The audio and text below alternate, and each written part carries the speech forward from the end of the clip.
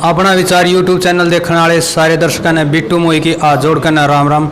इस समय हम बड़ौदा विधानसभा में आए हुए हैं और यहाँ पर अगर बात की जाए तो बड़ी बड़ी पार्टियाँ अपने कैंडिडेट को मैदान में उतारने के लिए अभी तक संकोच में है, लेकिन इसी बीच में डॉक्टर जोगिंदर मौर्य ने इस चुनावी अखाड़े में अपनी एंट्री कर दी है और आज हमारे साथ है। हम उनसे कुछ विचार विमर्श करेंगे।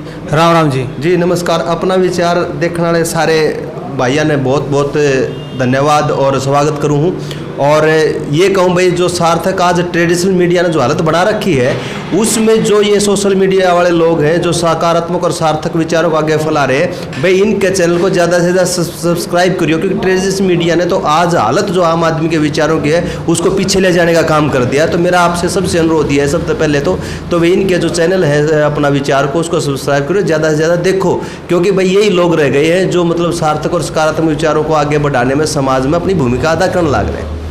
अगर सर के बारे में मैं थोड़ा सा परिचय बताऊं, बाकी परिचय सर से लेंगे।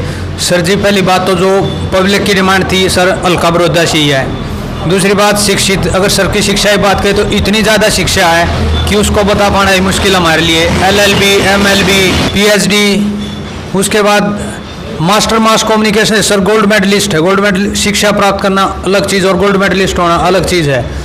उसके बाद सर जी मेहनती है, परिवार में दादाजी फ्रीडम फाइटर रहे थे। सर जी आप भी अपना थोड़ा सा परिचय दीजिए। ऐसा है कि आपने बता ही दिया कि दादा फ्रीडम फाइटर थे और कई बार कई इंटरव्यू में ये बात हो गई है दादाजी के बारे में। उनके बड़े बात ये थी कि जब वो मुल्तान जेल में थे उनका एक ही बेटा था, वही एक्सपायर हो गया था और वो आए नहीं थे, यूँ कहेंगे अंग्रेज़ों की जेल से माहीराम माफ़ी मांग के गया, तो बड़ा त्याग था। दूसरा, बड़ौदा गांव के पहले ही से आदमी थे जो गांधी जी के जाति बंधन तोड़ने के आह्वान पर दलितों का खाना खा के आए थे और बहुत दिनों तक अपनी ही जाति से विरोध उन्होंने झेलना पड़ा था। और कांग्रेस से जो गांधी जनता थी उसकी सेवा की, रिहेबिलिटेशन जो वहाँ से आए थे जब देश का बंटवारा हुआ तो उन लोगों के रिहेबिलिटेशन का भी काम किया, सामाजिक काम रहे और सदैव गरीब और मजदूर के हिमायती रहे दादा। और मेरे अंदर आरंभ से ही राजनीतिक चिंतन था और मैं कभी से राजनीतिक उसमें अपने मेरी सोच रही है। और सही मायने तो मैं बिल्कुल आज भले ही मैं बहुत सक्रिय रूप से किसी वैसे तो अब आप देखेंगे कि अब तक तो मैं एक राजनीतिक दल में कांग्रेस में हूँ, लेकिन अब जो स्थितियाँ हैं उसके आधार पर जैसे मैंने मतलब इस हल्के की अपनी व्यवस्था को जो हालत को देखते हुए मैंने जो निर्णय लिया है, जो हमने एक आवाज़ उठाई है, क्योंकि 1967 में जो ये हल्का बना था उससे लेके आज तक आप देखोगे कि यहाँ पे उचित प्रतिनिधित्व जो इस हल्के की आवाज़ को उठा सके, इस बात को कह सके, वो उचित प्रतिनिधित्व इस हल्के को नहीं मिला है। और इस हल्के के मान सम्मान के साथ बहुत ज़्यादा भेदभाव और अपेक्षा का शिकार ये हल्का रहा है। इसी बात को लेकर मैं मतलब मैदान में हूँ और एक इस चुनाव के माध्यम से, इस उपचुनाव के माध्यम से जन जागरण में लगा हुआ हूँ। एक एक आदमी से मिल रहा हूँ, गाँव-गाँव में जाके और जन जागरण चला रहा हूँ, जिसमें मेरे बड़ौदा हल्के का मान सम्मान सर्वोपरि रहे। सर, बड़ौदा हल्के की जनता आपके साथ क्यों जाए? देखिए, कई कारण हैं। मैं कह रहा हूँ, मैंने आपको पहले भी बताया है कि 1967 में जब से ये हल्का बना है तब से लेके राजनीतिक दलों की जी हजूरी तो बहुत लोगों ने की है। अपनी व्यक्तिगत सोच के आधार पर जो हल्के के मान सम्मान की लड़ाई लड़नी चाहिए, ऐसा एक भी व्यक्ति, मैंने दो बड़ी बातें कही हैं। एक तो जनता विद्या भवन बुटाना के बारे में कही है। जनता विद्या भवन बुटाना की आप देखेंगे कि ये एक जाति की संस्था नहीं है, एक धर्म की संस्था नहीं है, विचार की संस्था नहीं है, सर्व समाज की संस्था है। हो सकता है कि भारत में आपको एक भी संस्था ऐसी उदाहरणीय नहीं मिले जो इतना बड़ा उदाहरण मेरे पुरखों ने मेरे इस ग्रामीण अंचल में स्थापित किया है। लेकिन हरियाणा की राजनीति ने कितना बड़ा भेदभाव किया है कि पूरे हरियाणा की संस्थाओं को गवर्नमेंट एडेड किया गया, लेकिन जनता विद्या भवन बुटाना गवर्नमेंट एडेड नहीं है। जगह जगह यूनिवर्सिटियां बनाई गई, जगह जगह गवर्नमेंट एडेड किए गए, संभाला गया। मेरे पुरखों ने जो पौधा लगाया था, जो आज बरगद का पेड़ था, उसको झाड़ी बनाने के इन लोगों ने काम किया। तो राजनीति ने बहुत भेदभाव। दूसरी बात मैंने बड़ी बात कही है, हरियाणा और पंजाब से, जब पंजाब से हरियाणा अलग बन रहा था तो हरियाणा बनवाने के लिए 52 दिन जिस योगीराज सूर्यदेव ने भूख हड़ताल किया है भावड़ गाँव के, उनके नाम पर गोहाना में कोई संस्थान नहीं है, कोई रोड नहीं है। मेरे बड़ौदा हल्का में बड़े बड़े लोग हुए, बड़े बड़े नेता हुए। आज वो राजनीतिक नैफियते में उनकी जो पहचान है वो राजनीतिक नैफियते में चली गई है और बड़ौदा हल्का पूर्ण रूप से ग्रामीण हल्का है। इसके साथ ये सदैव भेदभाव कर अपेक्षा का शिकार रहा है। इसलिए आज बड़ौदा हल्का को लगता है कि मैंने जो मुहिम चलाई है, मैंने जो बात कर रहा हूं और जो मैं मांग उठा रहा हूं, मेरी मांग पर देखिए आज भले ही कोई आदमी कुछ कहता रहे, इस उपचुनाव से मैंने मांग की कि मेरे बड़ौदा हल्का में एक भी कॉलेज नहीं है। पूर्ववर्ती सरकारों ने कॉलेज बनाए, इस सरकार ने भी कॉलेज बनाए, लेकिन बड़ौदा हल्का में एक भी नहीं बनाया। तो मेरी मांग से मजबूर होकर आज भारतीय जनता पार्टी की सरकार ने 2 कॉलेजों की घोषणा मेरे बड़ौदा हल्का में करने की। सर, अगर आप यहाँ से सीट निकालते हो, विधायक बनते हो, तो सर आप कैसे कौन से पहले 2 कार्य होंगे जो आप सबसे पहले करना चाहो? देखिए, मैंने कहा था कि गांव बदल रहे हैं और शहरों की जो सुविधाएं वो गांव में आ रही हैं। सबसे बड़ी जो दिक्कत है वो है गंदे पानी की निकासी की। पूरे भारत के अंदर ये है, लेकिन आप देखेंगे बड़ौदा अगर हल्का है, बड़ौदा हल्का इस बात का जवाब दे सकता है। बड़ौदा के तकरीबन जितने भी गांव में है, मैंने इस बार आप लोगों को पहले भी ये बात मीडिया में कही है कि बड़ौदा हल्का के जितने भी गांव हैं वो सारे के सारे ड्रेनों पे हैं। ट्रीटमेंट प्लांट लग सकते हैं। गंदे पानी की निकासी का एक पायलट प्रोजेक्ट बड़ौदा ऐसा बन सकता है जिसका पूरे भारत में उदाहरण बन सकता है। एक दूसरी बात क्या है कि मैंने कहा कि कनेक्टिविटी सही तरीके से नहीं है। बड़ौदा हल्का ऐसा है, कई जिलों से घिरा हुआ है और इसकी भौगोलिक स्थिति ऐसी है, इसलिए पूर्ण रूप से ग्रामीण हल्का है। यहाँ पे परिवहन खासकर किस काम के लिए कि जो शिक्षा को सुचारू रूप से शिक्षा संस्थाओं तक, मतलब जो बच्चे हैं, छात्राएं हैं, वो वहाँ तक पहुँचे, सरकार की जिम्मेदारी है। तीसरी जो बड़ी बात है वो शिक्षा, स्वास्थ्य की बात मैं कर रहा हूँ। मैंने कही है कि ग्राम है ना, ऐसे क्लिनिक स्थापित होने चाहिए। दिल्ली की तर्ज पर जो मोहल्ला क्लिनिक, इसी प्रकार ग्राम क्लिनिक होने चाहिए, जिन क्लिनिक में सभी प्रकार की जो परीक्षण की जो है सेवाएँ में होनी चाहिए। बिना चिकित्सीय परीक्षण के किसी भी प्रकार से चिकित्सा में आप आगे नहीं बढ़ सकते। सर जी, युवाओं के लिए अगर रोज़गार की बात की जाए तो वैसे तो अभी जो आंकड़े आ रहे हैं उनमें तो हरियाणा ही बिछड़ चुका है रोज़गार के मामले में, लेकिन सर आप अपने हल्के के युवाओं के लिए क्या करोगे सर रोज़गार के? देखिए, ये आपने बहुत अच्छी बात कही है और मेरे को आज बड़ी तकलीफ़ और दर्द होता है जब मैं चुनाव के दौरान, चुनाव की इस प्रचार के दौरान लोगों के बीच में जाता हूँ तो युवा ताश खेलते हुए मिलते हैं। मेरा मन द्रवित होता है, मेरे को तकलीफ़ होती है कि आज, लेकिन उनकी क्या गलती है? उनको जब आपने विकल्प नहीं दिया, उनको रोज़गार के साधन ही मुहैया व्यवस्था ने नहीं कराए हैं, तो आज देखो सरकारी नौकरियां तो सबको संभव नहीं है, सबको रोजगार मिले। मेरी एक बड़ी बात है जो मैं कह रहा हूँ कि जो निजी नौकरियां हैं, निजी व्यवसाय हैं, उनमें सरकार की जो सामाजिक सुरक्षा की जो योजनाएं हैं वो निजी क्षेत्र में जिस दिन लागू हो जाएंगी, युवा भी अपने सरकारी और निजी क्षेत्र की उसको छोड़कर जहाँ भी रोजगार मिलेगा उस तरफ जाएंगे। और उद्योग नहीं है, मेरे बड़ौदा हल्का के अंदर कोई उद्योग नहीं है जहाँ पे रोजगार मिल सके। हम सरकार से मांग करेंगे, पूरा होमवर्क करेंगे इस प्रकार कि यहाँ पे उद्योग स्थापित हो जिससे यहाँ पे रोजगार मिल सके।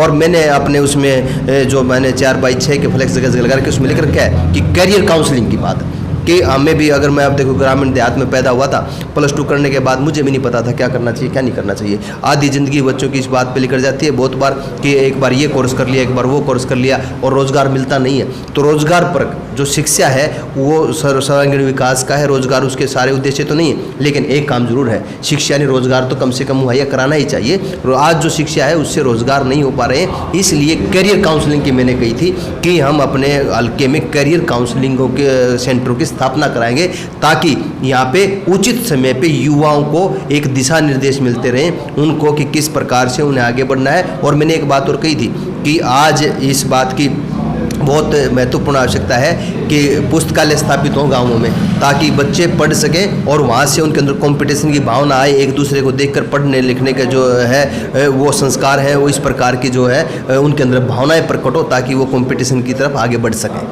अगर देखा जाए तो सर बड़ौदा हल्का पूर्ण रूप से ग्रामीण है और इसमें अधिकांश जो लोग हैं वे कृषि पर ही निर्भर है सर।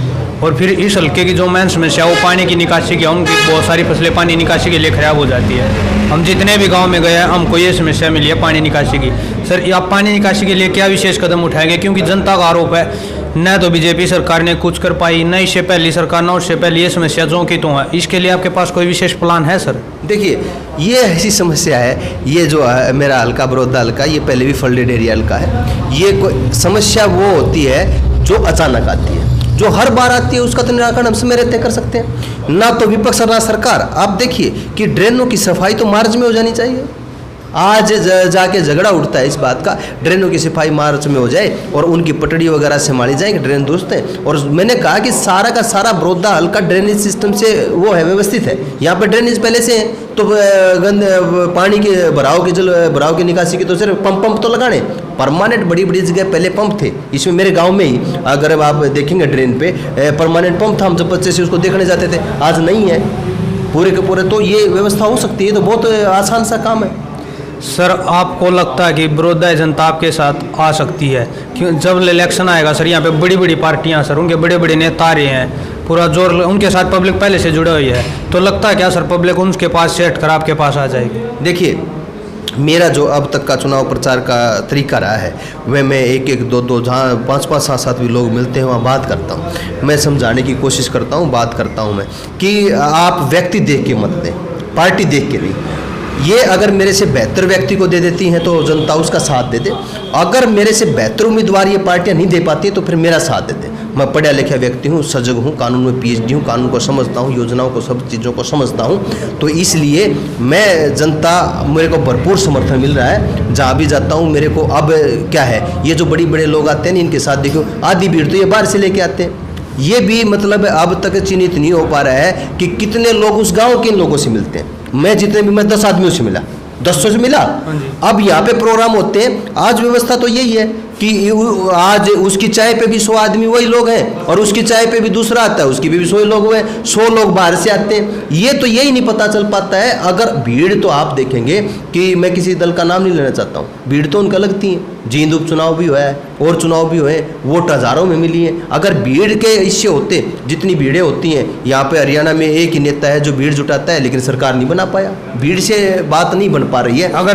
अगर सर आप यहाँ से विधायक बनते हैं तो आप किस पार्टी का समर्थन करोगे? मैं जिस चुनाव चिन्ह के साथ जाऊंगा उसके साथ रहूंगा और मैं किसी भी पार्टी का समर्थन नहीं करूंगा। मैं मेरे हल्के के लिए लड़ाई लड़ूंगा और मैं एक दावे के साथ और वादा करता हूं एक बात का कि अगर विधायक सजग है और मजबूत है तो उसकी आवाज़ है, उसके हल्के के अधिकार को कोई रख नहीं सकता है। मेरे हल्के के सार्वजनिक काम कोई भी सरकार हो वो कैसे रोकेगी? मैं विधानसभा में पूछूंगा कि 90 के 90 हल्के जो हैं उनका किस प्रकार से जो है। क्या आपको लगता है सर आप आज़ाद रह करें और जाकर वहाँ से काम निकलवा सकते हो सर? बिल्कुल, मतलब कि अभी अगर बात की जाए तो पक्ष तो आरोप लगा रहा है कि जो यहाँ के विधायक थे स्वर्गीय कृष्ण हुड्डा जी, उन्होंने वहाँ पर काम नहीं मांगे, और विपक्ष ये आरोप लगा रहा है कि यहाँ पर उनको काम ही नहीं दिए गए। दोनों बात देखिए, विपक्ष आज कमजोर नहीं है, संख्या बल की दृष्टि देखा जाए, सोच की दृष्टि से कमजोर है। संख्या बल तो पूरा है जो विपक्ष का नेता है। अगर विपक्ष के विधायक ने आवाज़ उठाई है और उसकी आवाज़ को दबा दिया गया, माने तो विपक्ष क्या कर रहा था? विपक्ष उसके घेरे में। दूसरी बात, सरकार अगर आज इस प्रकार की बात करती है कि विपक्ष का विधायक था, सरकार के किसी की नहीं होती, सरकार दल की नहीं होती, सरकार प्रदेश की सरकार है और 90 के 90 विधायकों का वो जनप्रतिनिधि हैं, किसी दल के नुमाइंदे नहीं है। वो जनप्रतिनिधि बन के गए 2 लाख वोटों के ऊपर, उनकी आवाज़ को दबा दिया कैसे?